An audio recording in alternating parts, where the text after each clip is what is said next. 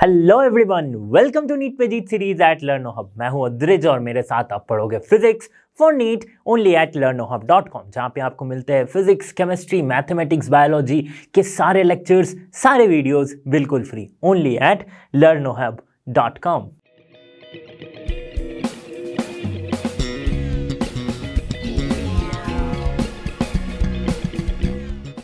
Students, इस video में हम पढ़ेंगे previous year questions from the chapter thermal properties of matter. NEET के एग्जाम में पिछले 5-6 सालों में जितने भी क्वेश्चंस पूछे गए फ्रॉम दिस चैप्टर हम उनको आज सॉल्व करेंगे। देखो, वैसे तो बहुत सारे क्वेश्चन पूछे नहीं गए हैं, बहुत साल ऐसा भी आया कि कोई भी क्वेश्चन नहीं आया, बट जो भी है हम इस वीडियो में इसको डिस्कस करेंगे।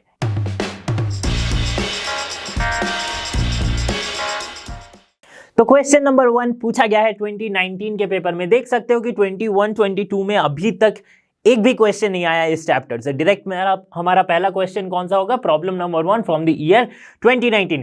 क्या कहता है question? A copper rod of 88 centimetre and an aluminium rod of unknown length. Aluminium rod वाले की लेंथ हमें पता नहीं है, ठीक है। Have their increase in length independent of increase in temperature. Okay, the length of aluminium rod is, यहां पे क्या दिया गया है? कोफिशिएंट ऑफ थर्मल एक्सपेंशन दी गई है। तो कॉपर के लिए इतना है, एल्युमिनियम के लिए इतना है। सिंपल सा सॉल्व करेंगे। देखो, दिमाग लगाने वाली बात कहां पे आती है कि यहां पे लिखा गया है length, increase in length is independent of increase in temperature. मतलब कि एट ए गिवन टेम्परेचर दोनों की लेंथ क्या होगी? बराबर होगी, क्योंकि टेम्परेचर पे डिपेंड नहीं कर रही है, ठीक है।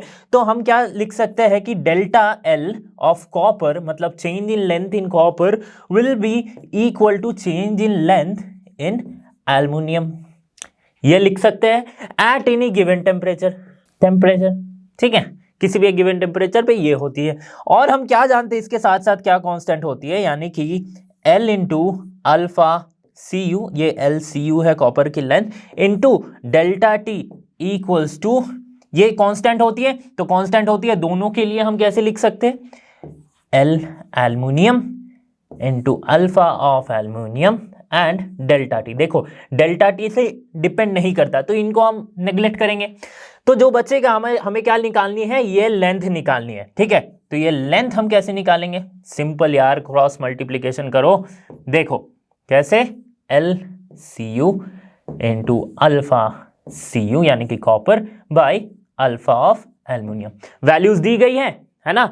लेंथ ऑफ कॉपर कितना दिया गया है? देखो, length increase, yes, length of copper दिया गया है 88 सेंटीमीटर, ठीक है। तो लेंथ ऑफ कॉपर हम डालते हैं, लेंथ ऑफ एल्युमिनियम कैसे निकालेंगे? लेंथ ऑफ कॉपर यानी कि 88 इंटू ये क्या हो जाएगी? ये अल्फा यानी कि ये coefficient, that is 1.7 into 10 to the power -5।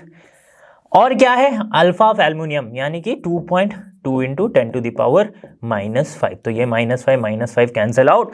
अब अगर इसको सॉल्व करोगे ना तो आंसर आ जाएगा कुछ 68 सेंटीमीटर। सॉल्व करके देख लेना, आंसर यही आएगा। कौन सा ऑप्शन टिक लगाना है? ऑप्शन सी को लगा देना है टिक मार्क, ठीक है। 68 सेंटीमीटर। देखो, 2019 का जो दूसरा सवाल है ना, वो कितना आसान सवाल है। सिर्फ पूछ लिया क्या? थर्मल कंडक्टिविटी का यूनिट। तो ये तो आंख बंद करके आप टिक लगा सकते हो। आंख बंद करके मतलब कि ऑप्शन एक बार देख लेना। क्या दिया गया है? यूनिट क्या होती है? वॉट पर मीटर पर केल्विन, है ना, यही यूनिट होती है, ठीक है। इसके ज्यादा डिटेल में जाने की जरूरत नहीं है। कहां से हम निकाल सकते हैं? हीट ट्रांसफर वाली फॉर्मूला से आप निकाल सकते हो क्या? थर्मल कंडक्टिविटी यानी कि K की यूनिट, कैपिटल K की यूनिट निकाल सकते हैं। प्रॉब्लम नंबर 3 पूछा गया है 2018 के पेपर में। क्या कह रहा है क्वेश्चन? देखो, the power radiated by a black body is P and it radiates maximum energy at wavelength lambda naught. मतलब लैम्डा नॉट जब उसकी वेवलेंथ है तब वो मैक्सिमम एनर्जी क्या है? रेडिएट कर रहा है। Fine, if the temperature of the black body is now change and it radiates its maximum energy eight 3/4 lambda naught. मतलब अब क्या किया गया? टेम्परेचर को चेंज किया गया। उससे क्या मदद हुआ कि जो वेवलेंथ है, जो जब लैम्डा नॉट पे मैक्सिमम एनर्जी दे रही थी वो ब्लैक बॉडी, अब 3/4 लैम्डा नॉट पे देगी, ठीक है। तो पावर में क्या चेंज आया? Power radiated by it becomes n into P. हमें निकालना है n क्या है, ठीक है, सिंपल सी बात है, स्टीफन बोल्ट्जमैन लॉ देख लो, ये कहता है कि जो पावर है ना वो डायरेक्टली प्रोपोर्शनल है T⁴ से। ठीक है, टेम्परेचर। वीन्स लॉ भी हम जानते हैं। वीन्स लॉ क्या कहता है? वीन्स लॉ कहता है जो टेम्परेचर है ना वो इनवर्सली प्रोपोर्शनल है वेवलेंथ के लैम्डा से। तो अब पावर और वेवलेंथ कैसे रिलेटेड होंगे? देखो, तो power is inversely proportional to 1/λ⁴ ये लिख सकते हैं। बहुत बढ़िया, क्यों नहीं लिख सकते? तो पावर इंटू λ⁴ इक्वल्स टू हम कांस्टेंट रख सकते हैं। ठीक है, कुछ नहीं किया, बस कांस्टेंट प्रोपोर्शनलिटी से हम इस सवाल को सॉल्व करेंगे। तो जो नई पावर होगी वो क्या होगी? सपोज P है पुरानी वाली power λ⁴ equals to P dash है पुरानी, जो नई पावर आई है वो। ठीक है, और ये कैसे प्रोपोर्शनल होगी? λ⁴ से, लेकिन अभी वेवलेंथ क्या चेंज हो गया है? 3/4 चेंज हो गया है। ठीक है, आप सॉल्व कर लो। सॉल्व करोगे तो कितना आ जाएगा आपको? देखो P, तो देखो P डैश हमें निकालनी है। अब P डैश को कैसे लिख सकते हैं हम? अगर इसको सॉल्व करोगे ना तो आपके पास आएगा 256/81, और क्या आएगा? पुराना वाला जो P है। ठीक है, अब क्या कहा है क्वेश्चन में? Power radiated becomes N into P। N क्या है? कोई भी नंबर हो सकता है। ठीक है, तो ये N है, ये P है, तो 256/81 will be the correct answer. मतलब कि D नहीं होगा, C होगा करेक्ट आंसर। ठीक है, क्वेश्चन नंबर 4 क्या कह रहा है? Two rods A and B of different materials are welded together as shown in this figure. Their thermal conductivities are K1 and K2. Find the composite thermal conductivity.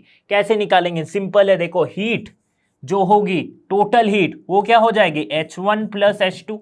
ठीक है, ये H1 H2 इसमें heat है, K1 K2 इसकी thermal conductivity है, cross sectional area दोनों की same है AA and this distance is D। और क्या है कि दोनों को सेम टेम्परेचर डिफरेंस में रखा गया है, तभी हम ये लिख सकते हैं।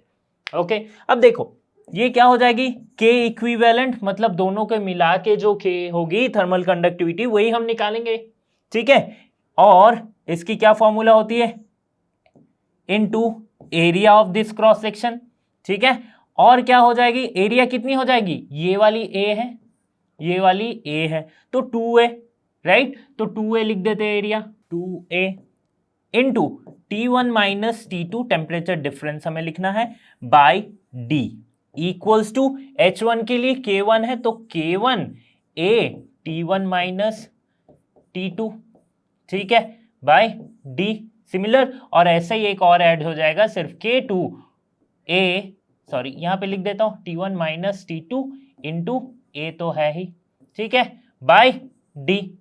अब इसको अगर सॉल्व करेंगे ना तो हमें इक्विवेलेंट मिलेगा 2KU equals to K1 plus K2। तो इससे क्या आ जाएगा? K इक्विवेलेंट जो होगा थर्मल कंडक्टिविटी इस, वो क्या हो जाएगा? K1 plus K2 bye 2। Similar case आएगा अगर हम सीधा K1 K2 को लेके सॉल्व करते हैं ना कि पैरेलल कनेक्शन जैसा, तो भी हम यही आंसर पे पहुंच जाते। ठीक है, तो K1 प्लस K2 बाई 2 जो कि ऑप्शन डी है, और ये हो जाएगा करेक्ट आंसर। क्वेश्चन नंबर 5 पूछा गया है 2017 के पेपर में। क्या कह रहा है question? A spherical black body with radius of 12 centimetre, radius 450 watt of power at 500 Kelvin. If the radius were halved and the temperature doubled, the power radiate in what would be? मतलब radius को half किया गया, temperature को double कर दिया गया, power radiate क्या होगी? तो पहले तो समझ लो कि पावर प्रोपोर्शनल है किससे? एरिया से प्रोपोर्शनल है, और T⁴ यानी कि टेम्परेचर T⁴ के पावर पे ये प्रोपोर्शनल है। ठीक है, तो अगर मैं सरफेस एरिया लिखता हूं ऑफ अ स्फीयर, क्या आ जाएगा? 4πr², where r is the radius of that sphere. ठीक है, ये आ जाएगा T⁴। अब देखो जो पावर रेडिएट है ना वो प्रोपोर्शनल हो गया r² पे और T⁴ पे। अब प्रोपोर्शनलिटी वाला कंसेप्ट लगाएंगे, मतलब कि P2/P1 करेंगे तो ये R2/R1 आएगा, लेकिन इसकी स्क्वायर पे प्रोपोर्शनल है, और क्या आएगा? T2/T1 आएगा, और इसकी T⁴ पे प्रोपोर्शनल है। ठीक है, रेडियस क्या किया गया है, हाफ किया गया है, मतलब इसकी रेशियो हो गई है 1/2, तो 1/2 लिखो।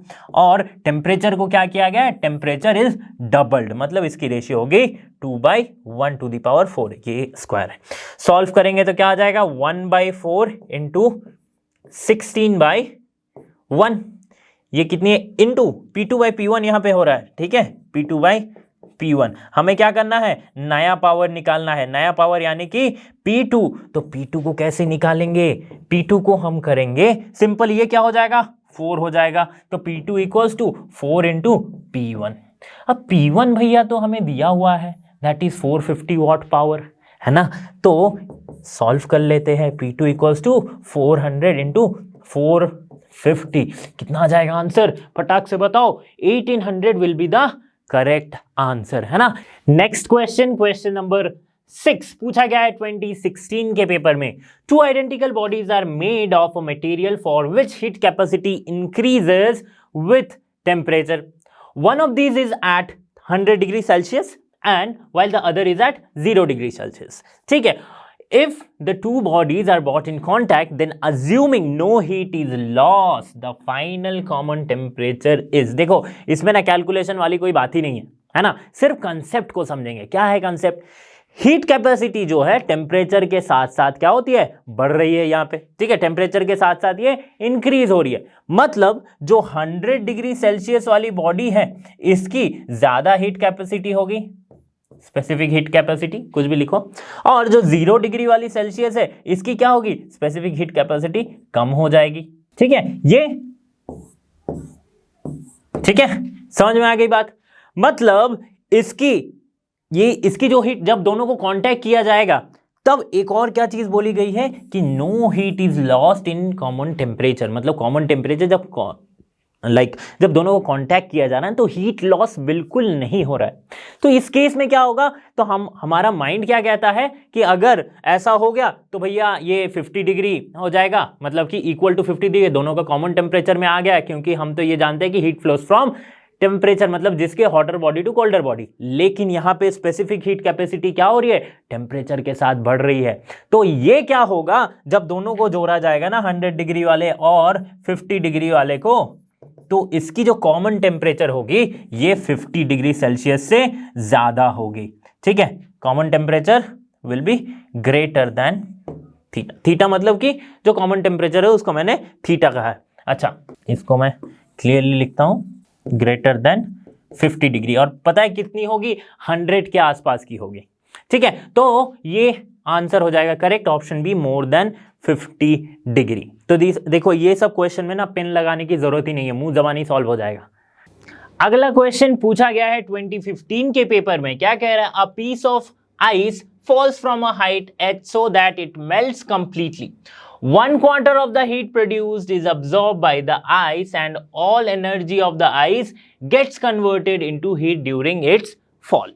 ठीक है, the value of h will be, अच्छा h क्या है, तो ये है क्वेश्चन लैटेंट हीट का। h क्या है, हाइट हमसे पूछा गया है, ठीक है। तो जब हाइट फॉल हो रही है ना, क्या लिखा गया है, the all energy of ice get converted into heat during the fall, but only 1/4 of the heat produced is absorbed by the ice. मतलब ये जो absorbed by the ice है, ये क्या है, ये latent heat है, ठीक है, latent heat है। तो ये क्वेश्चन है हमारा latent heat का। हमें क्या करनी है, जब हाइट से गिर रही है, मतलब इसकी एनर्जी क्या है, पोटेंशियल एनर्जी है mgh, तो mgh equals to latent heat, that is mass into latent heat by 4, इतना ही absorb हो पा रहा है, ठीक है, सॉरी into 4 by 4, ऐसा, ठीक है। 1/4 में इतना ही latent heat जो है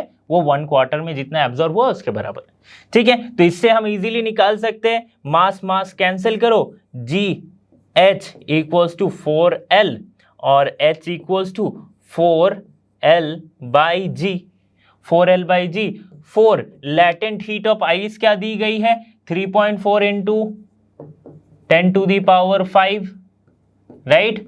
G क्या है, 10, सॉल्व करके देखेंगे, आंसर हमारा आएगा 136 किलोमीटर सॉल्व करके, सॉरी किलोमीटर केजी नहीं, किलोमीटर सॉल्व करके देख लेना। ऑप्शन ए हो जाएगा करेक्ट आंसर, 136 किलोमीटर। तो स्टूडेंट्स, इस वीडियो में हमने कंप्लीट किया है थर्मल प्रॉपर्टीज ऑफ मैटर के प्रीवियस ईयर के कुछ सवाल। बहुत ही कम सवाल पूछे गए हैं, बहुत ही लाइक किसी ईयर में तो सवाल पूछे भी नहीं गए, तो जो भी थे हमने इस पूरे वीडियो में सॉल्व किया है। सो ऐसे ही वीडियोस के लिए बने रहिए लर्नो हब के साथ, क्योंकि लर्नो हब फ्री है पर बेस्ट है। So thanks for being here and have a great day.